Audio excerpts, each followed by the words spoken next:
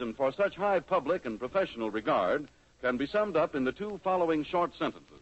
First, Ipana toothpaste is unsurpassed for cleaning teeth. Second, and even more important, when used with massage, Ipana helps give your gums the toning and stimulation they need for firmness and health. Those extra advantages are yours for the asking. Simply ask your druggist for a tube of the toothpaste that is recommended and used by so many dentists themselves. Ipana toothpaste.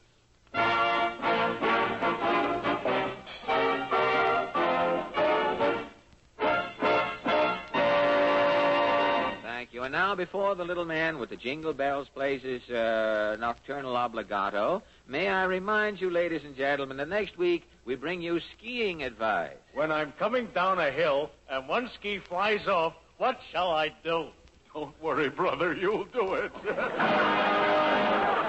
Your song of the week. Hairless, and now that you've left me hairless, oh dear. No, watch it, Lawrence. That's careless, not hairless, isn't it? The finance company just grabbed me toupee, brother. I'm hairless. You're telling us. And our guest will be... Mr. David Ludmere, a guide at the Statue of Liberty. Is Miss Liberty's right arm tired? Who is she carrying the torch for? Tune in next week and save a trip down New York Harbor. Or take a trip down New York Harbor and save tuning in. You have a... To prove the truth of this old maxim, a man who foisted a 60-minute peccadillo on America last Wednesday night returns to the scene of his crime tonight. He's Fred Allen in person. Thank you.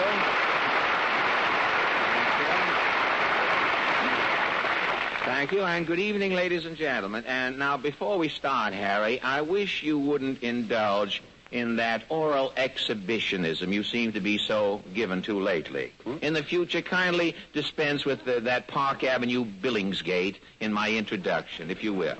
Who, me? Yes, Fred? you, Harry. The man who foisted a 60-minute peccadillo. What is that peccadillo? Peccadillo? Yeah. Oh, Fred, any schoolboy knows what peccadillo means. Don't start dragging the national youth movement into this. I am asking you, what does the word mean? Peccadillo? Yes, peccadillo, all of it. Well, it's a verb. It's a verb, Fred. To peccadillo. I peccadillo, you peccadillo, he peccadillo, we peccadillo, No, they wait, peccadillo. Look, you know what? No, don't pad the parts. You stopped in the middle. You know what Mr. Wells said to his son, Harry? No, what did Mr. Wells say? Quit horsing around. Oh. Okay, now you went and done it. I'll tell you. I was only kidding right, anyway. Peccadillo is from the Greek. Peck, meaning to peck, as a woodpecker pecks. Yeah. Or 4 pecks make a bushel. Uh-huh. Or it's sometimes used as in that song, peck up your troubles in your old kid peck and All peck. right. Up to now, you're 100%. That's peck. Now, what about a dillo? Oh. Well, A is just A, as in... Vitamin A? Vitamin A, that's right. Or A as in one of some. A as in one of some? Yeah, A is the singular. For instance, you have a lot of apples, you have some apples. Some apples. You have one apple, you have a apple. You have an apple. Yeah, it doesn't come out with apples, does it? No. No, you'd better dig up another fruit, chum. Oh, don't tell me. I'll work it out. Oh, I've got it, Fred. I can do it with prunes. No kidding. Yeah, look, you have... Really that it can be done with prunes. Well, I can do this. Prunes are an ornament on a 40-cent dinner. I mean, they're rarely eaten. Somebody told me that prunes were raisins with inflammatory rheumatism. But that is out of the question. You will bring... Wait a minute. You bring another joke in here from the Bernie show.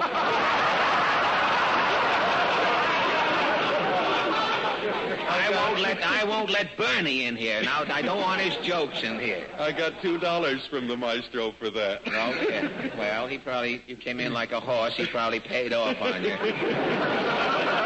Well, Fred, all I want to do is get all right, this now get off it my straight. mind. A dillo. Peccadillo. I've got up to this. A. I can do it with prunes. Sounds your A. All right.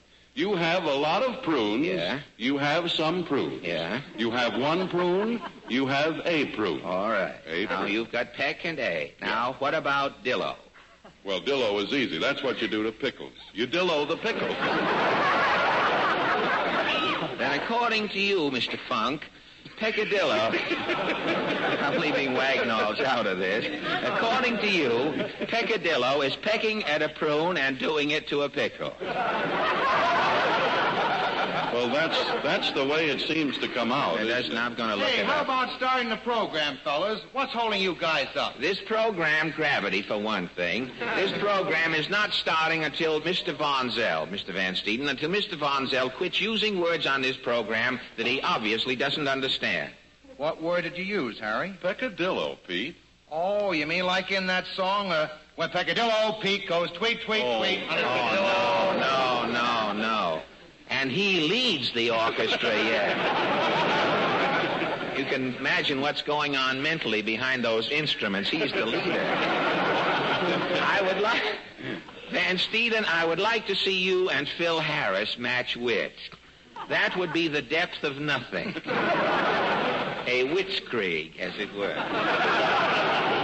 Oh, Phil Harris is a moron. A moran, yet. He calls it a maroon. There are two schools of thought on... You should know. You're closer to it than any of us. You have the audacity to call Phil Harris a moran, and you don't even know what the word peccadillo means? Oh, yeah? Get this, stupid. Peccadillo is a noun. It's from the Latin peccatum, meaning sin. Yes. A peccadillo is a small sin, a slight offense, a petty fault.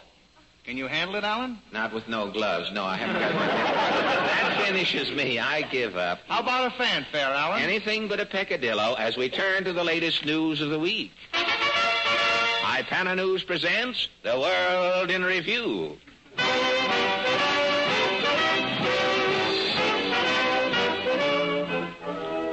Philadelphia, PA. United States District Court judge rules that workers can sue their employers in federal courts for wages due under the wage hour law. In first decision of its kind rendered in this country, judge further rules that workers have a legal right to inspect the books of the employer. Should employees be allowed to inspect employers' books? Ipana News questions legal minds and white-collar workers. First, a disbarred ex-judicial power, Judge Tort says... The status quo of the employer in this ruling is non obstante benedicto. A writ of mandamus might nissy up his prius, but prossing his null could only result in a flagrant licti. Or, as the Supreme Court recently ruled, vol vistu gaily a star. That explains everything, and thanks a lot, sir. Oh, Judge, by the way, what bench are you sitting on today? The second as you enter Central Park. Thank you. I'll join you with the client later in the evening. A factory girl who doubts that girl employees will derive benefits through recent court ruling is Miss Pansy Turp. Now, do you think examining the boss's books is going to help the women workers, Miss Turp? Nah. To me, it looks like only another pitfall for their waiting girl. I'm on my guard. You're on your guard, are you? You haven't been embarrassed personally, have you? Well, yeah. If you want to pin me down, I gotta say yeah. Sorry to hear that. Where do you work? In an ice cream factory. I'm a tutti-frutti evener. A tutti-frutti evener? Yeah. When they make a brick of tutti-frutti ice cream, sometimes there's more tutti than fruity in it. Oh, I didn't know. Other times there's more fruity than tutti. Oh, and then you go... Yeah, I gotta go around making it 50-50. Half tutti and half fruity. Imagine it's nice work if you can get it.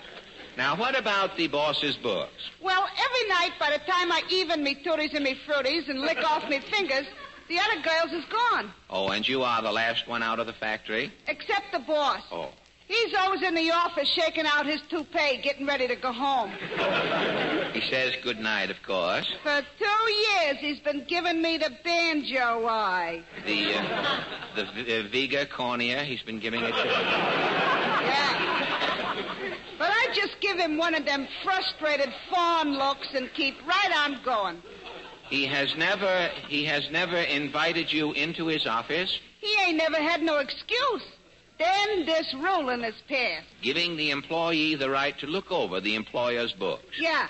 The very next night, I see the boss has got his toupee on early. Yeah? He's waiting for me at the office door. Yeah? I don't say nothing. I even me last tutti frutti. Yeah? I licked me fingers down to the last pinky. Yeah? I put on me Princess Eugenie hat with the convertible snood. Yes? I'm just starting for the door, and the boss says, Miss Type, would you like to come in and inspect my books? I wheels on him. And? And I says, you take care of your figures, Mr. Belcher. I'll take care of mine. With that, I stumped out the door. Well, that's the worst of having short legs. And,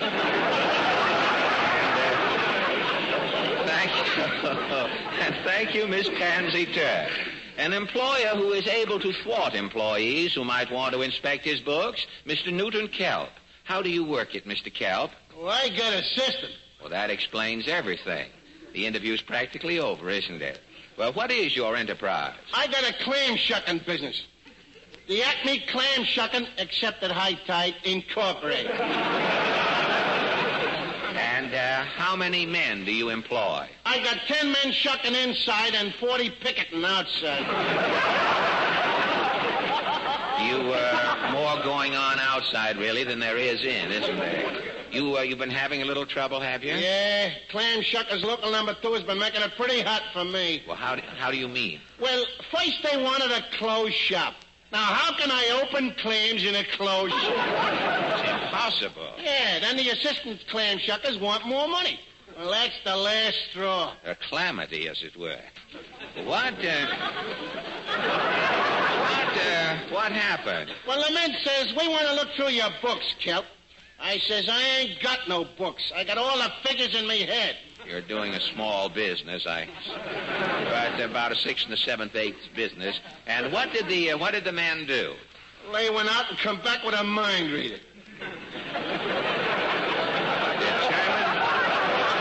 Determined to get at your books, huh? Yeah. The mind reader picks up me head and starts reading it.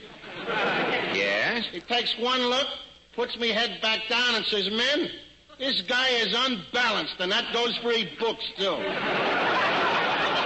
With that, they all goes out. And then what happened? Well, the mind reader comes back in, and I give him the $10. What $10? Well, when the mind reader was reading me mind, I threw him a thought. Yeah? What was the thought? It was, keep your mouth shut, brother, and I'll give you $10. He got your message? And $10. Well, thank you, Mr. Newton Kelp. If employees in some businesses demand to examine employers' books, they may soon change their attitudes. IPANA News shows what may happen when an employee gets a look at his boss's books. The scene, the office of the Timken Toothpick Company. An employee is talking to Mr. Timken, the president. The employee says, I've been working for you for 20 years, Mr. Timken, and I gotta have a raise. I'm sorry, Jones. The business won't stand it. Well, I got my legal rights, Mr. Timken. Let me see your books. Very well. Here's my statement for the past year, Jones. Gross income, $82,000. Oh, boy. My gross expenses, wages, taxes, etc., $137,000. And your net profit? You and I are swapping jobs. What? From now on, I will have no headaches. I'll get your $22 a week. And am I president of the company? Yes, Jones, I'm giving you the business. The business? Right, and when I say I'm giving you the business, I'm giving you the business.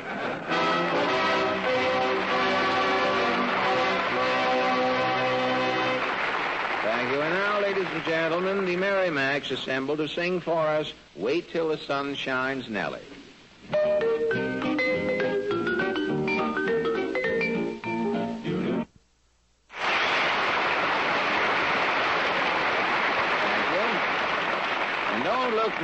Don't look now, but I think spring is really here. Hedgehogs, robins, and other flora and fauna are giddy harbingers of spring at best. But it takes the circus to make it official. And that great American institution opens here in New York day after tomorrow. Yeah, are you going, Fred? Oh, am I going? Say, I've got to feed all those elephants, Harry. I've got to eat up all that popcorn, and I have got to get another look at the vanishing Americans. Oh, you mean the Indians? No, Harry. Those fellows who say, hurry, hurry, hurry, hurry, hurry. Before the big show starts, step up closer to the platform and feast your eyes on the most awe-inspiring, spectacular, gigantic pygmy in the world. You mean the Barkers? Correct, Harry. That is a style of elocution that always gets me. Say, even when I used to hear fellas selling stuff on the street. Remember, Harry? Now step up, folks, and get your whiffle wax, the wonder worker. Remove spots from rugs, walls, and high silk hats, softens harnesses, and repairs surcingles. There is nothing in the home, barn, or chicken coop that can't be fixed with whiffle wax, the wonder worker. Get away, boys, you bother me. I tell you, Harry, I am certainly sorry to see those fellows disappearing. Yes, well, they were colorful enough, Fred, but I think the day of exaggerated claims is past. People nowadays are smarter about those things than they used to be. They want facts, evidence, truth. And that's why more and more people every day are turning to sparkling Sal Hepatica. Thank you. What was that last sound, Peter? Somebody fall on their head in the band? What was that dull, sickening, rawhide thud there? Peter and the boys have just played Limehouse Blues. Now, before presenting our guest, hello. Portland. Hello, Portland. Hello.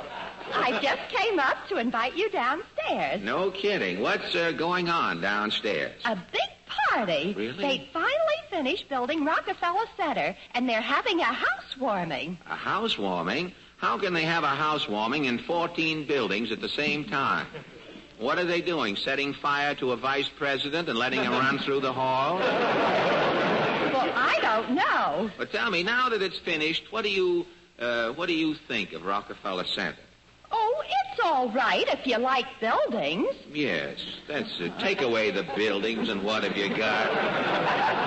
Another parking space. Rockefeller Center is really a triumph of mind over mortar. I had it in. They made me take it out this afternoon. Would have been a terrific laugh on the end. Have you seen the trees they're planting on 6th Avenue? The trees, yes. They took down the L to put up the L. Mm-hmm. You know, half of the people don't bother. It's a little line. We don't bother with that. We have an entertaining line on the next page.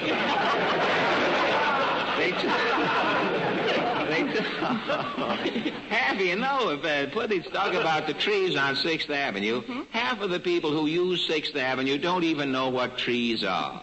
They think the lampposts are blooming. Yes, most New Yorkers don't know much about nature. Well, how do you know? Well, a policeman showed me a robin in a tree today. He thought it was a bloodshot sparrow. I saw a little dog running along 6th Avenue. He came to one of those new trees. The dog sat down and rubbed his eyes. He thought it was a mirage. From a picture of the same name.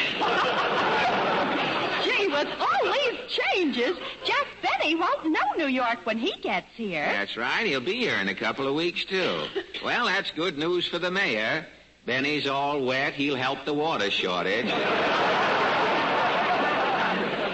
Isn't Jack's picture opening at the Paramount pretty soon? I imagine so. I saw the Daily News picture critic splitting a star this morning.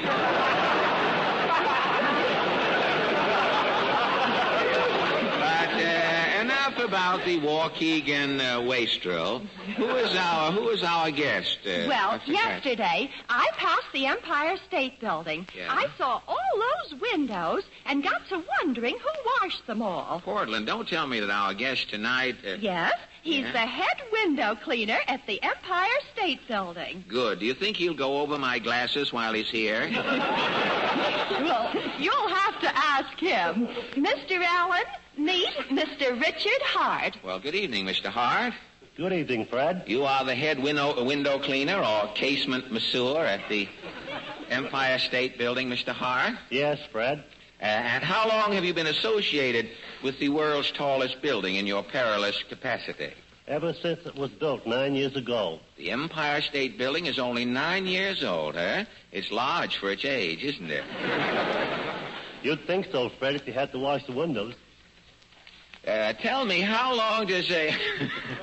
That's a little courtesy we extend to guests, Mr. Hart. Their line may get a laugh. We always wait. We have a... Tell me, how does a person get into your profession, Mr. Hart? How did you start, for example? Were you just allergic to the ground? Or did someone die and leave you a squeegee? No, Fred, I used to be a coal miner. Things got bad and I had to find another job. I finally got into window washing. Well, do you prefer it to mining? Yes, Fred, I like it better outdoors. That's fine. Still, you never can tell. If you fall off of the Empire State Building, you'll be back mining again. But tell me, how many skyscraper primpers do you have on your staff down there? There are 8 men besides myself, Fred. They work in teams of 2. And how many windows can each man clean a day? About 75. That's 150 for each team. With 4 teams going, that's around 600 windows being cleaned a day. And how many windows are there in the Empire State? 6,500. They're all cleaned about once every 10 days. The same as a horse player.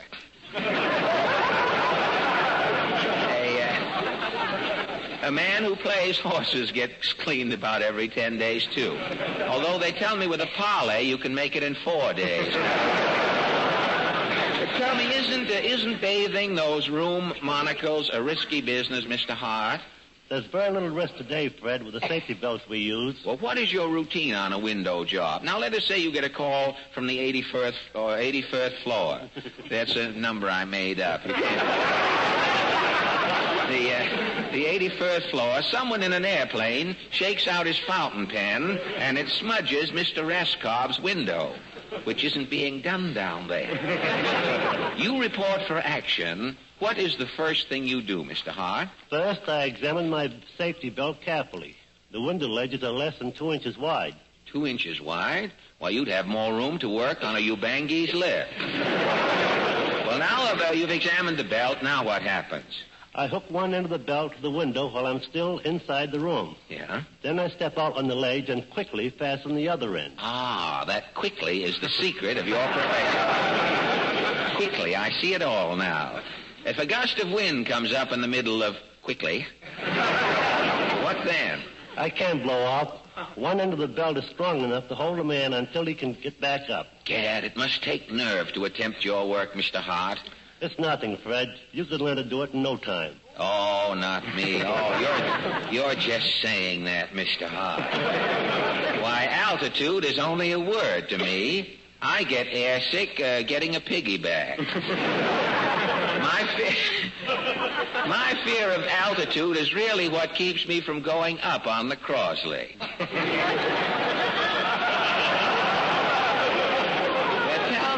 Tell me, Mr. Hart, when a window washer is perched 1,000 feet up there in the air with his spine resting on a zephyr, what does he think about? Nothing in particular, Fred. Well, as you contemplate the scene below, don't you ever fall into a philosophical reverie and despair the futile hurly-burly of modern existence and the ironic insignificance of man's futile functions?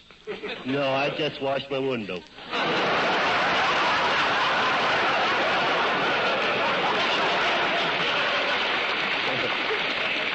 Well, when you're hanging outside like I hope you don't mind Uncle Jim holding on to you, Mr. Hart. No, we had an eagle here 2 weeks ago, and he got away. And since then, Uncle Jim has been holding on to all of the guest stars. Don't mind it. His hand feels like a skin epaulet, but just don't pay any attention. Now, when you're hanging outside... When you're hanging outside... Order, please. We've got work to do here.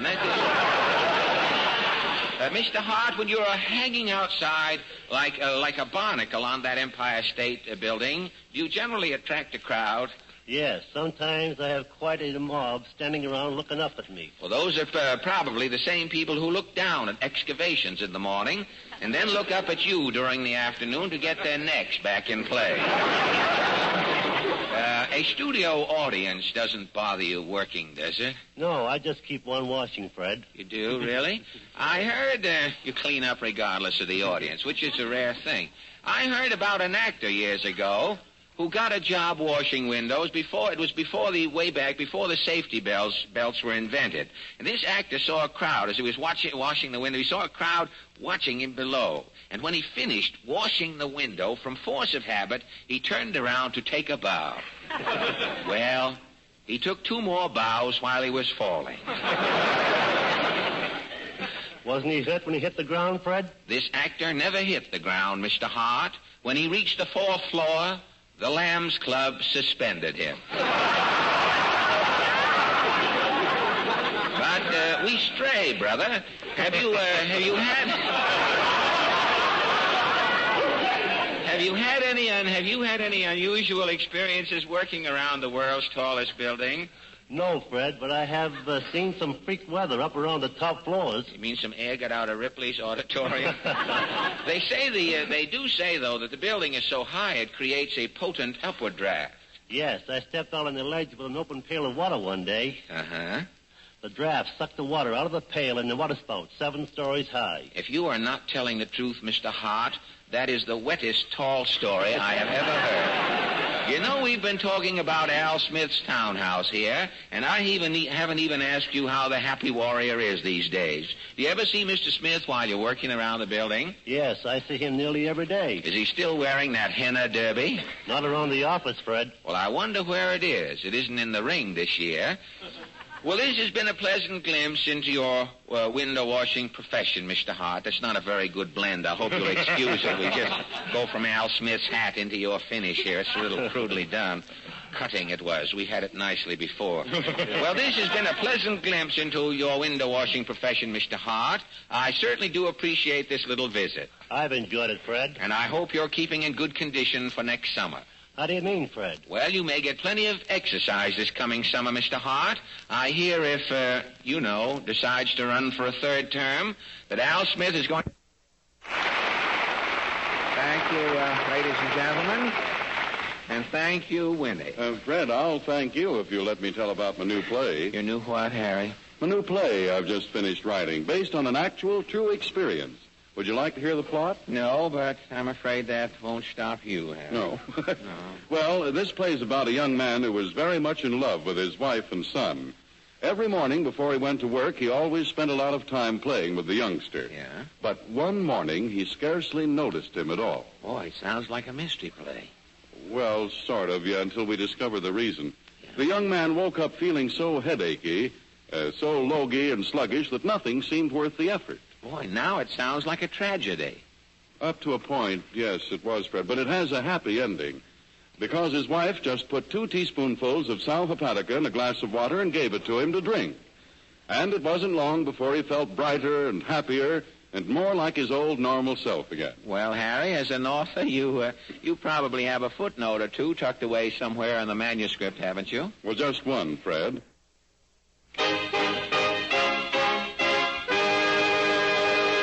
This is Mr. and Mrs. Average Man's Round Table, where 3 persons selected from our studio audience are invited to give their opinions on a question that concerns some prominent issue of the day. These little sessions are entirely unrehearsed. Fred has taken his place at the round table where he meets his fellow here, debaters. Harry. I'm here already. You're all set? Well, yes, you go I ahead, fell Fred. into a chair, Harry, from fatigue and nervous exhaustion. Are we properly introduced, Harry? Yes, you're on. Oh, thank you. But for how long? Nobody knows. Well, thank you, Harry, and I declare the forum here and now to be officially open if Portland would kindly introduce the first member of our little board tonight. Yes, Mr. George Hepner from Brooklyn, New York. Well, good evening, Fred. Oh, he beat me to it. I'm fine, thank you, Mr. Hepner. I hope this meeting finds you in the same fine physical fettle. It sure will. Well... You're beginning to sound like Quinn and Cavalier at the old. But only Uncle Jim remembers that act. But I couldn't think of anyone quicker. Well, tell me, you're from Brooklyn, Mr. Hepner? I am. I imagine the first question a person from Brooklyn expects to... Gee, I've got 15 tickets here for this show I forgot to give to people. Could you go out and get some more people to come into the show? Could you? Sure.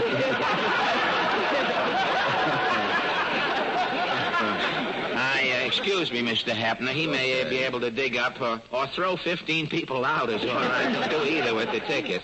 I imagine the first question a man from Brooklyn expects to be asked at this time of the year is, how do the Dodgers look? They'll be hard to beat, Fred. They'll be hard to beat. Well, of course, that's what we hear every year, and then the season opens. But, you work over in Brooklyn, do you, Mr. Hepner? Do. May I ask? For the government right now, Fred, taking the census. Oh, you're taking up the census, are you? I am, yes, sir. Well, how are you having any trouble with the income tax question or some of the others there was so much talk about? Not at all, Fred. Not at all. The people are cooperating 100%, huh? You don't have a chance to, you're not permitted to have a sideline on that job, are you? Not that I know of. I mean, after you take a person's census, you can't whip out a neck beater or something. Very well, I guess, Fred. I just wanted to make sure. I was interested in it, but if it's just one job, I won't bother with it. Well, thank you a lot, Mr. Hepner. And now, thank you, Fred. Highly welcome.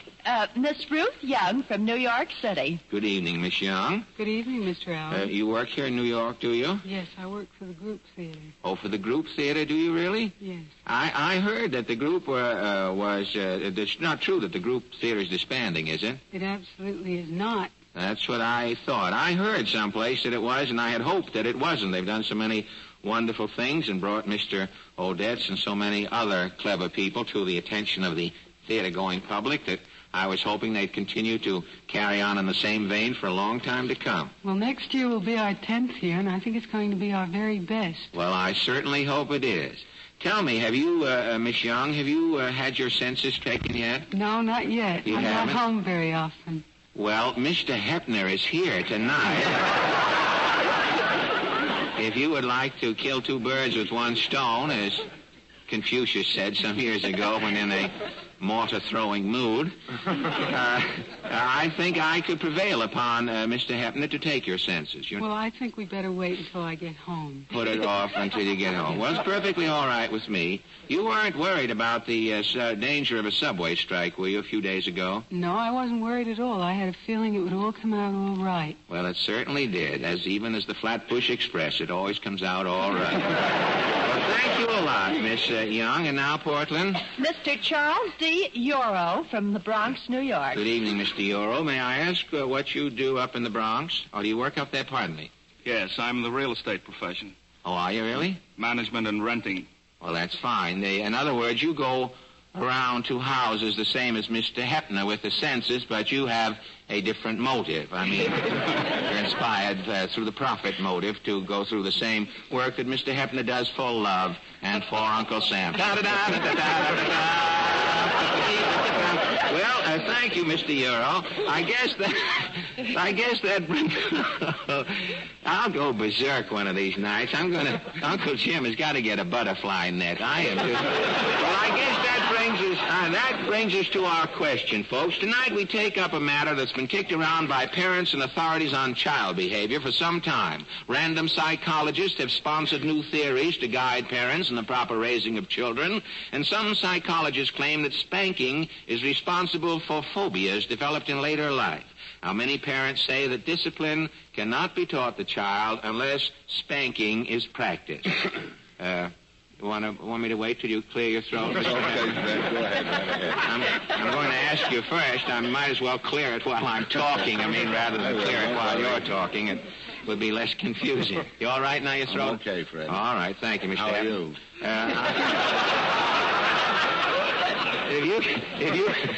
If you can't tell by looking at me, you need glasses. Well, our question tonight is, do you think children should be spanked, or do you think that more modern methods should be applied to influence a child's behavior? Now, wait till I finish, Mr. Hepner. Now, you're coming up. Now is your cue. How do you feel about spanking, Mr. Hepner? Not at all, Fred. You don't? No. You think that spanking went out with the Indian and the antimacassar, huh? Sure did. It's an old-fashioned practice that should not be indulged in. That's right. You're against it strongly. I sure am. Thank you, Mr. Hepner. Now, Miss Young, how do you... were you ever spanked as a baby, Mr.? I sure was, Fred. I sure was, very often. You didn't feel any ill affection later life? Well, I don't know, not as yet. You seem to... You seem to be sitting comfortably right now. Well, that's fine. Now, Miss Young, what is your attitude on spanking? I think children should definitely not be spanked, particularly in New York City. Why? Well, it seems to me the city is the important thing. Why? You think only hamlets and smaller towns should engage in the practice? Well, as far as I know, hamlets and smaller towns don't have anti-noise ordinances. We have a very strict one in New York. Oh, and that's why you think on account of the noise rather than through any worry about the after effects on the child. Yes. Well, that's a good attitude, too. If you're allergic to decibels, that's one way to look at it. Well, thank you, Miss Young. And now, Mr. Euro, how do you feel about spanking? I don't believe children should be spanked. You don't? If a parent were to take something away from the child that really interested the child, I think that particular type of punishment would be sufficient. You mean if the mother took Mickey Rooney away from the child, that the child would suffer? That's the idea. You think that... Well, all children like Mickey Rooney. I was just thinking offhand. Well, you think that, in other words, if there was less spanking in the country, there would also be fewer dead-end children roaming. Well, it seems quiet now. We're late. You saw the man waving. We're very late. We've all got to put together and rush now. Our forum stands 3-0 against spanking, which is sure to die out as a result of this talk tonight. I can only say I don't know anything about it myself. I can only say, repeat as advice to parents, I can only repeat the words of that famous card player, Mr. Hoyle, who said, if your child is holding 3 aces, never try to raise it. And in this note of utter despair, the meeting is adjourned, and thank you all.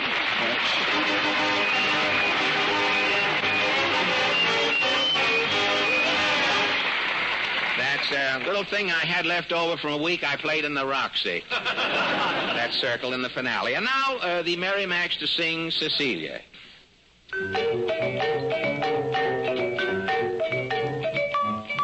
Does your mother know you're out, Cecilia? Does she know that I'm about to steal ya? Oh, my, when I look in your eyes, something tells me you and I should get together. How's about a little kiss, Cecilia? Just in case you'll never miss Cecilia.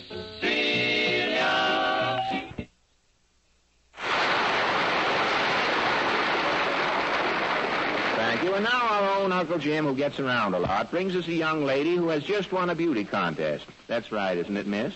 Yes, Mr. Allen. Well, I don't wonder. If you don't mind if I ask you a few questions, do you? No, indeed, Mr. Allen. Well, tell me, was this beauty contest held here in New York? Yes, Mr. Allen. Well, I'm not one to sulk, but I do think someone might have thought of me when they were looking for competent judges. Tell me, how many girls were in this contest? Just 2. Just 2? Yes, sir. You see, when I used to look in my mirror, I always saw a girl whose eyes and hair were pretty nice. The complexion was all right, but somehow her smile spoiled the picture. Sounds pretty discouraging. It was. But then I heard what Mr. Von Zell said about iPana toothpaste, so I started using it. Now when I look in my mirror and compare myself with that other girl, I just figure I won that beauty contest hands down. Well, with a smile like you have now, you couldn't lose, could she, Harry? Certainly not, Fred.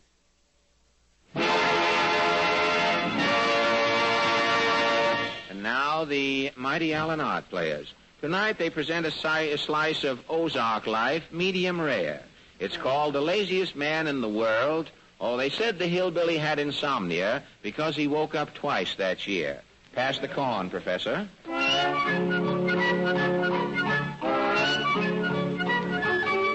In a tiny cabin in the Ozarks, the famous hillbilly Zeke Allen first ignored the light of day. Destined to become the laziest man in the world, little Zeke displayed at birth the qualities that were to bring him sluggard fame. The day little Zeke was born, the veterinarian picked him up by the heels and spanked him. Did little Zeke go... No, the lazy little sprat went... And so he continued throughout adolescence. When Zeke was 21, his family tried to wake him up to get him married. The ceremony started. The bride said, I do. And Zeke said, and so they were married. Then came the war. Zeke Allen answered his country's call with a resounding... I can't dodge him. And so he snored on through the years. As our story starts, it is April 1940. Zeke Allen, the laziest man in the world, marches on, but horizontally. As the scene opens, Zeke's wife is trying to awaken him. Zeke! Land's sake, Zeke, wake up! What's up, Ma? Judgment Day, is it? No, 'tain't Judgment Day. It's spring. Spring? What year? 1940. I told you not to rouse me, Ma, except for two things. If Gabriel blows his horn, or if my name comes up in the pot of gold. Lord, look at them cobwebs on your toes. Yeah? Why don't you keep your big feet covered? Tain't fly time, is it, Ma? And pull your beard in off on the floor. Your head looks like it's growing on a vine. Jeepers, I'm hot. Who shut this zipper in my windbreaker here? A field mouse got his leg caught in it yesterday. I scattered him, and he run up your stomach and closed your zipper.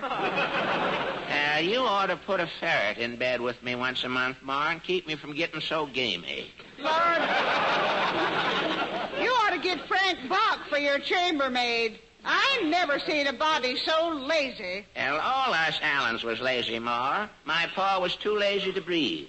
Every time Pa lay down, somebody'd bury him. Pa always carried a pound of raw meat in his pocket, so's when he was buried, some dog would dig him up. What finally happened to your pa? One day, Pa went out, forgot to take his meat. Amen. What about your ma? Ma's lazy in a paw. I often wonder what become of Ma. Lost your ma, did you? Well, we ons didn't allow Ma was lost. If when you look for something you can't find, well, you can say it's lost. We didn't look for Ma. Your family was going places compared to you. When are you getting up? Oh, let me be, Ma. I'll get up next year. That's what you said last year. Well, I'm saying it again this year. Look at you, all curled up like a beckoning finger. Who's tapping, Ma? That woodpeckers or someone to the door? I'll find out. Do that. Good day, constituents. I'm Senator Gov, Lysander J. Gov. I'm running in today's primaries for re-election. Have a cigar, brother. Thank you, Senator. Reckon prosperity's just around the corona. What this country needs is a good 5-cent cigar. You got one there. I trust you'll remember me at the polls today, my loyal supporter. I'm for you, Senator, but I can't vote. Why not, my esteemed friend? Well, reckon I'm just too lazy to get down register. What? I've been wasting my time. Give me back my cigar, bum. I'll have to warn Vandenberg about this renegade. By that Indian giver, I should have given what for, Ma. You better figure what to give to Banker Hatfield. The mortgage is due today. If this is Banker Hatfield, I'll give him what for, too. Come in. Good day, madam. Is this the residence of Zeke Allen? Yeah? Who be you, fancy pants? I'm a government agent here to take the census. Have you two any children? No. Cattle? No. Automobile? No. Your bathtub inside or outside? What's a bathtub? What do you wash in? What's wash? What? Why, it's having water on you. What'd I be doing getting christened at my age?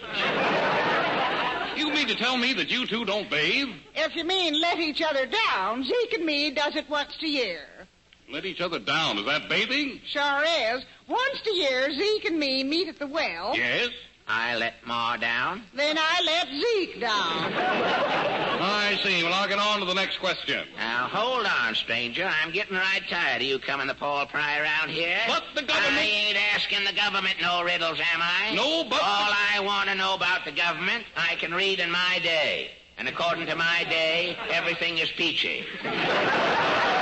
Now, you've got to answer these census questions. Who says I got it? It's the law. As long as I keep asking questions, you got to answer them. If I'm getting back to sleep this year, looks like I got to stop the asking. Here, what are you doing with that rifle, Rube? That's your last question, Bub.